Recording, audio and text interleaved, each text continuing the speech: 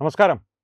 കർക്കിടക മാസത്തെ കാരണവന്മാർ പഞ്ഞമാസമെന്ന് വിളിച്ചിരുന്നു. ഈ പഞ്ഞമാസത്തിലെ പഞ്ഞം കാരണം മഴയും ഒരു കൃഷിയൊന്നും അധികം വിളയാത്ത സമയം, കൃഷി ഒന്നുമേ നടക്കാത്ത സമയം, പെരുമഴയായിരിക്കും. വെട്ടിയാൽ മുറിയുന്ന മഴ എന്നൊക്കെ പറയുന്ന തരത്തിലുള്ള ഒരു കാലാവസ്ഥയായിരിക്കും. അതുകൊണ്ട് പുറത്തിറങ്ങുവാനുള്ള സാഹചര്യങ്ങളൊന്നും അന്ന് അക്കാലത്തുണ്ടായിരുന്നില്ല. അതുകൊണ്ട് തന്നെ പഞ്ഞമാസമായിരിക്കും കർക്കിടക മാസം എന്നുള്ളതാണ് കാരണവന്മാർ പണ്ട് പറഞ്ഞുകൊണ്ടിരുന്നത്. ആ പഞ്ഞത്തെ അതിജീവിക്കുവാൻ വേണ്ടി രാമായണത്തെ ആശ്രയിക്കുക എന്നുള്ളത്, വീട്ടിലിരിക്കുമ്പോൾ രാമനെ ആശ്രയിക്കുക എന്നുള്ളത് നമ്മുടെ ഒരു പാരമ്പര്യമായിരുന്നു. അല്ല എന്നൊക്കെ പലരും പറയുന്നുണ്ടെങ്കിലും അത് തന്നെയായിരുന്നു പാരമ്പര്യം. ആ പാരമ്പര്യത്തെ നശിപ്പിക്കുവാനായി കമ്മ്യൂണിസ്റ്റുകാരും ബുദ്ധിജീവികളും ജിഹാദികളും ക്രിസ്ത്യാനികളും, കൃഷിക്കാരുടെ കാര്യമാണ് പറഞ്ഞത്, നല്ല ക്രിസ്ത്യാനികളുടെ കാര്യമല്ല, ഇവരെല്ലാവരും സംഘടിതമായി ശ്രമിക്കുകയും അതിനെ എതിർത്ത് RSSനെ പോലെയുള്ളവർ മുന്നോട്ട് വന്ന് രാമായണ മാസത്തെ പുനരുജ്ജീവിപ്പിച്ചെടുക്കുകയും പഞ്ഞമാസം രാമായണ മാസമായി മാറുകയും ചെയ്തു. അപ്പോൾ കർക്കിടകം 1 വരികയാണ്. കർക്കിടകം 1 വരുമ്പോൾ രാമൻ എന്തായാലും വരും. ഇപ്പോൾ അതിനൊപ്പം പഞ്ഞങ്ങളും വരും. ഈ പഞ്ഞങ്ങൾ, ഇപ്പോഴത്തെ പഞ്ഞമെന്ന് പറയുന്നത് അടിസ്ഥാനപരമായിട്ട് ഈ രാമായണത്തെക്കുറിച്ച് ഫാൻ ഫിക്ഷനുകൾ വിറ്റ് ജീവിക്കുന്ന കുറേ ബുദ്ധിജീവികളുണ്ട്. അത് ഇടതുപക്ഷത്ത് നിന്നാകാം, ജിഹാദികളുടെ ഇടയിൽ നിന്നാകാം. ഈ രണ്ട് കൂട്ടരുടെ ഇടയിൽ നിന്നാണ് ഇവയെ കാണപ്പെടുന്നത്. പെന്തക്കോസ്റ്റുകാർ ഇതുവരെ രാമായണത്തെ നേരിട്ട് ആക്രമിച്ച് സമീപകാലത്ത് കണ്ടിട്ടില്ല.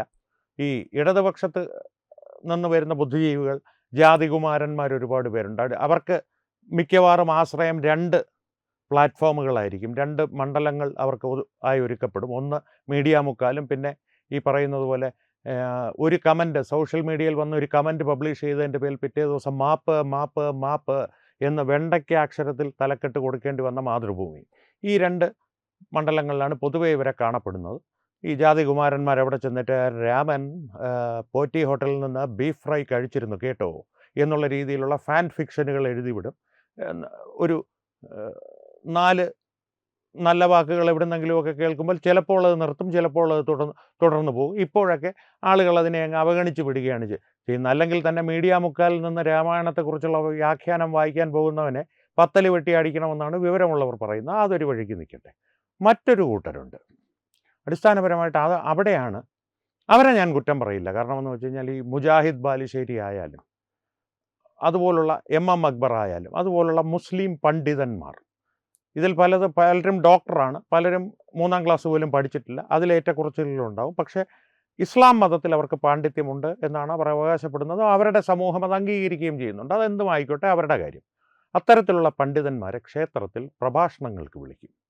നമ്മുടെ മഹാക്ഷേത്രങ്ങളിൽ, ചെറിയ ക്ഷേത്രങ്ങളിലൊന്നുമല്ല, മഹാക്ഷേത്രങ്ങളിൽ, പലപ്പോഴും ദേവസ്വം ബോർഡിൻ്റെ ഭരണത്തിന് കീഴിലുള്ള ക്ഷേത്രങ്ങളിലാണ് ഇത്തരത്തിലുള്ള ആചാരങ്ങൾ കാണപ്പെടുന്നത്. രാമായണ മാസമാകുമ്പോൾ രാമായണത്തെക്കുറിച്ച്, രാമനെക്കുറിച്ച് 2 വാക്ക് സംസാരിക്കാൻ മുജാഹിദ് ബാലുശ്ശേരി വരുന്നു എന്ന് പറഞ്ഞ് പ്രമോയൊക്കെ കൊടുക്കും. അതാണ് ഈ പറയുന്നത് പോലെ കമ്മിങ് സൂൺ എന്നൊക്കെ പറയുന്ന പോലെ മുജാഹിദ് ബാലുശ്ശേരി ഇങ്ങനെ നിൽക്കുന്നു, രാമൻ അപ്പുറത്ത് അമ്പുമില്ലുമായിട്ട് നിൽക്കുന്നു. മുജാഹിദ് ബാലുശ്ശേരി ചെയ്യാനായിരിക്കണം രാമൻ നിൽക്കുന്നത്, അറിയില്ല. അത്തരത്തിലുള്ള കലാപരിപാടികൾ കാലാകാലങ്ങളായി തുടർന്നു വന്നിരുന്നു. പക്ഷേ ഈ മുജാഹിദ് ബാലുശ്ശേരി എന്ന് പറയുന്ന ഈ വിദ്വാൻ ക്ഷേത്രങ്ങൾക്ക് സംഭാവന കൊടുക്കുന്നത് വേശ്യാലയങ്ങൾക്ക് സംഭാവനകൾ കൊടുക്കുന്നതിന് തുല്യമാണ് എന്നുള്ള ഒരു ഗീർവാണം അടിക്കുന്നതിൻ്റെ വീഡിയോ സാമൂഹ്യ മാധ്യമങ്ങൾ പ്രചരിച്ചു തുടങ്ങിയതോടുകൂടി ആ കലാപരിപാടിക്ക് ഒരു അറുതി വന്നിരുന്നു ഒരിടക്കാലത്തേക്ക്. ഇപ്പോഴത് വീണ്ടും തുടങ്ങിയിട്ടുണ്ട്. അറിവ് ശരിയാണെങ്കിൽ കഴിഞ്ഞ 4 വർഷങ്ങളായി അത് ആരും അധികം അങ്ങനെ ശ്രദ്ധിക്കാതെ കടന്നു പോകുന്നുണ്ട്. ഇപ്പോൾ ഇത് പറയുവാനുള്ള കാര്യം, ഈ വരുന്ന ഓഗസ്റ്റ് 2-ാം തീയതി, അതായത് കർക്കിടകം 17-ാം തീയതി ഓച്ചിറ പരബ്രഹ്മ ക്ഷേത്രത്തിൽ ഡോക്ടർ അനിൽ, അദ്ദേഹം പ്രഭാഷണം നടത്തുന്നുണ്ട് ഉച്ചയ്ക്ക് 12 മണിക്ക്. ഡോക്ടർ അനിൽ പ്രഭാഷണം നടത്തിയാൽ ഈ മുജാഹിദ് ബാലുശ്ശേരിയുമായിട്ട് എന്ത് ബന്ധം? അടിസ്ഥാനപരമായിട്ട് ഡോക്ടർ അനിൽ എന്നുള്ളത് ഡോക്ടർ അനിൽ മുഹമ്മദാണ്. സാമൂഹ്യ മാധ്യമങ്ങളിൽ വളരെയധികം പ്രസിദ്ധനാണ്, കുപ്രസിദ്ധനാണ് ഇദ്ദേഹം എന്ന് വേണമെങ്കിൽ പറയാം. അടിസ്ഥാനപരമായിട്ടൊരു കോമാളിയാണ്. ഇത് വന്നിരുന്നിട്ട് പുള്ളി ഇങ്ങനെ വന്നിരുന്ന മതം വ്യാഖ്യാനിക്കുന്ന രീതിയിൽ ഈ പുള്ളിയുടെ പ്രധാന ലക്ഷ്യം എക്സ് മുസ്ലിംസിനെ പൊളിച്ചടുക്കുക എന്നുള്ളതാണ്.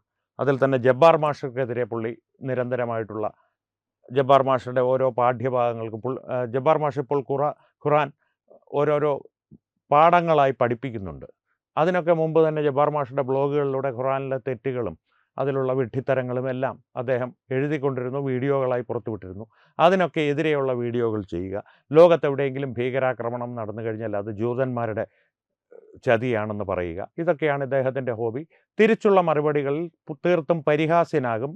പക്ഷേ ആ പരിഹാസ്യനാകുന്നത് തന്നെ ഒരു പ്രശസ്തിയാണ് എന്നുള്ള തിരിച്ചറിവിൽ കൂടുതൽ കൂടുതൽ ഇത്തരത്തിലുള്ള വിഡ്ഢിത്തരങ്ങളുമായി മുന്നോട്ട് പോകുന്നൊരു വ്യക്തിയാണ് ഇദ്ദേഹം. അദ്ദേഹത്തെയാണ് ഓച്ചിറ പരബ്രഹ്മ ക്ഷേത്രത്തിൽ ഇത്തവണ പ്രഭാഷണത്തിന് വിളിച്ചിരിക്കുന്നത്. ആ പരിപാടിയുടെ പോസ്റ്റർ ഞാൻ ഇതിനോടൊപ്പം കൊടുക്കാം. അതിലെഴുതിയിരിക്കുന്ന ഒരു കാര്യം കൊണ്ടാണ് ഞാൻ പറയുന്നത്, കഴിഞ്ഞ 4 കൊല്ലമായി ഇത് നിശബ്ദമായി നടന്ന് പോവുകയാണോ എന്ന് എനിക്ക് സംശയമുണ്ട്. കാരണം ആ പോസ്റ്ററിൻ്റെ അടിയിൽ തുടർച്ചയായ 4-ാം വർഷം എന്നെഴുതിയിട്ടുണ്ട്. ഈ ഡോക്ടർ അനിൽ മുഹമ്മദിനെ അവിടെ പ്രഭാഷണം നടത്തുവാൻ ക്ഷണിച്ചുകൊണ്ട് വരുന്നത് തുടർച്ചയായ 4-ാം വർഷമാണ് എന്നതാണ് അത് സൂചിപ്പിക്കുന്നതെന്നാണ് ഞാൻ കരുതുന്നത്. അല്ല എങ്കിൽ നന്നായി, ആദ്യമായിട്ടാണെങ്കിൽ നന്നായി, ഇനി അങ്ങോട്ട് തുടരട്ടെ. കാരണം എത്ര കൊണ്ടാലും നമ്മുടെ സമൂഹം പഠിക്കില്ല. കാരണം ഈ അനിൽ മുഹമ്മദിനെ പോലെയുള്ളവന്മാർ അടിസ്ഥാനപരമായിട്ട് വിശ്വസിക്കുന്നത് അള്ളാഹു അല്ലാതെ മറ്റൊരു ദൈവമില്ല, മുഹമ്മദാണ് അവൻ്റെ പ്രവാചകൻ. ഈ വ്യക്തിയെ പോലുള്ളവർ അവിടെ വന്ന് മതേതരത്വം വിളമ്പുമ്പോൾ പറയുവാൻ പോകുന്ന പ്രധാന പോയിന്റ് ഞാനിപ്പോഴേ പറഞ്ഞു തരാം. പരബ്രഹ്മം, ഓച്ചിറയിൽ പരബ്രഹ്മമാണെന്നാണല്ലോ സങ്കല്പം. പരബ്രഹ്മം എന്നുള്ള സങ്കല്പം തന്നെയാണ് അള്ളാഹു, അള്ളാഹു തന്നെയാണ് പരബ്രഹ്മം.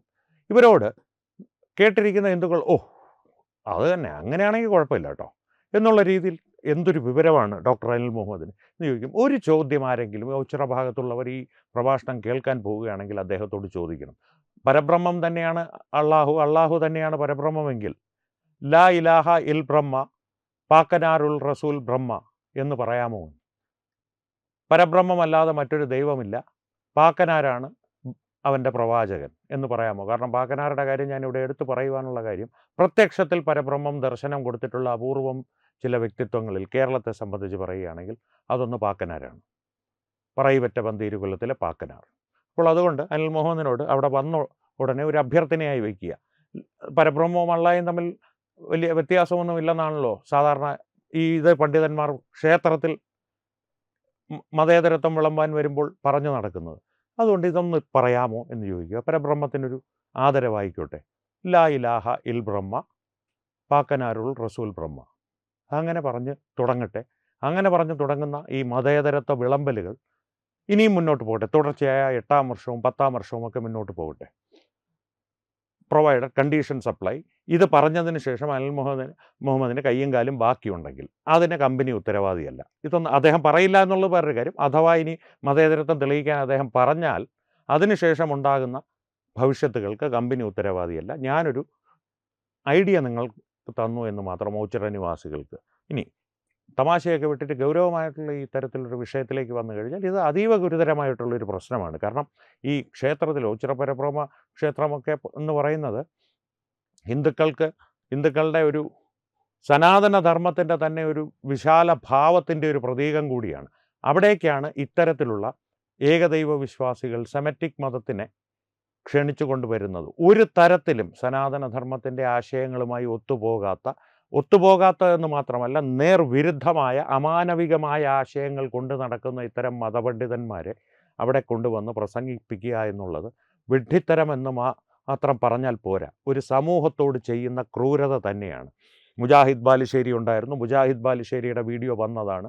അനിൽ മുഹമ്മദിൻ്റെയും വീഡിയോകൾ നിരവധി അടിസ്ഥാനപരമായിട്ട് ഈ സനാതനധർമ്മത്തെ അപമാനിക്കുന്നതും ഇസ്ലാം മതത്തിൻ്റെ വിശ്വാസങ്ങളെ ന്യായീകരിക്കുവാൻ വേണ്ടി ഭീകരവാദികളെ പോലും ന്യായീകരിക്കുന്ന തരത്തിലേക്ക് കാര്യങ്ങൾ പോകുന്നതും ഒക്കെയായിട്ടുള്ള വീഡിയോകൾ പൊതുമണ്ഡലങ്ങളിൽ ലഭ്യമാണ്.